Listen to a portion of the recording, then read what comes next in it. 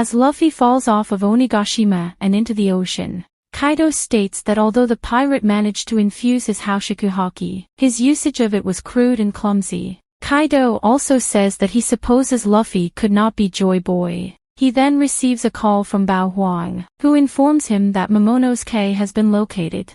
Kaido says he will head to the boy immediately, and tells Bao Huang to announce the result of his and Luffy's fight to all of Onigashima. On the third floor of the castle, the Beast's pirates spot Yamato and notice the young master's exploding cuffs are gone. And Yamato affirms this while beating them aside. In the crawlspace under the first floor, Momonosuke is reading Oden's logbook and notes to Shinobu that based on what he has read, he knows he must not die. Right then, Momonosuke hears a powerful voice inside his head that causes him to collapse and writhe around in discomfort as he asks who the voice belongs to. On the live floor, Chopper flips over a transformed Queen and body slams him into the ground and walls, to the cheers of both the samurai and Beast's pirates defectors. However, Queen remains relatively unharmed while Chopper starts panting from exhaustion, and the All-Star notices and taunts the pirate over this. Additionally, Chopper has been struck in the back by multiple candy arrows fired by Perispero, who has joined the fighting on the live floor. Chopper internally expresses frustration, noting that despite having increased Monster Point's time limit, he has not yet succeeded at inflicting significant damage on Queen and he now has less than 10 minutes remaining in this form. Several weeks ago, on the voyage from Punk Hazard to Dressrosa, Caesar Clown had learned about the Rumble Balls and derided their short 3-minute effect time.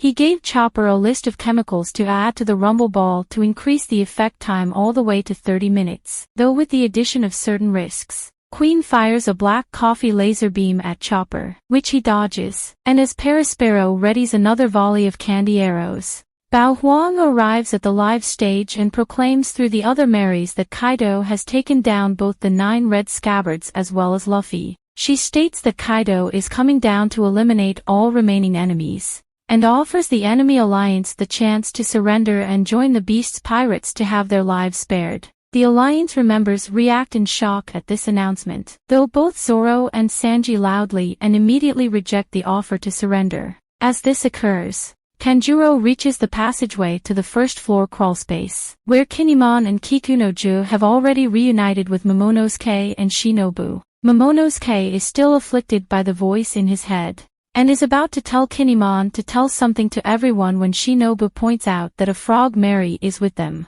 Right then, Kanjuro climbs up to the crawlspace, with another Oden disguise shrouding him, and greets Momonosuke and Shinobu under the guise of being Oden.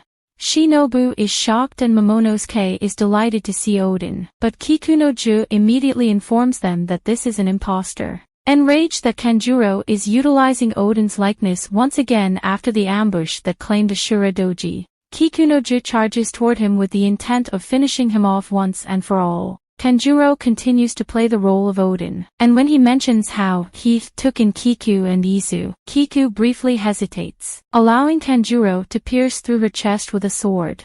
The Oden disguise then disappears as Kanjuro laughs triumphantly, saying it was only fair for him to give Kiku a fatal wound like the one she had given him. Kinemon catches Kiku as she collapses to the ground, and she tells him with a smile that although she failed, the melting of fallen snow means that the dawn is surely close at hand.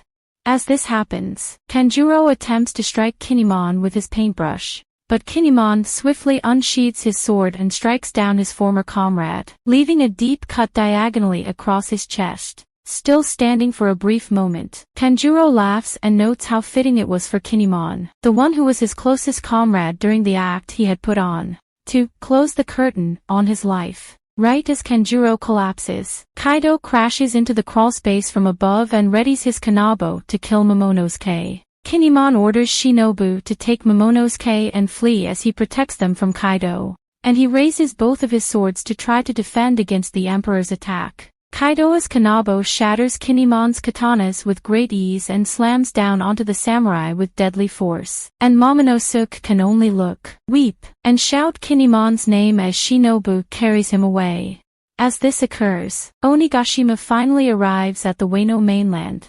And this brings the anime to an end. Comment for part 2. Don't forget to like and subscribe if you enjoyed, and turn on the notification bell so you never miss out on another video. Until next time, take care.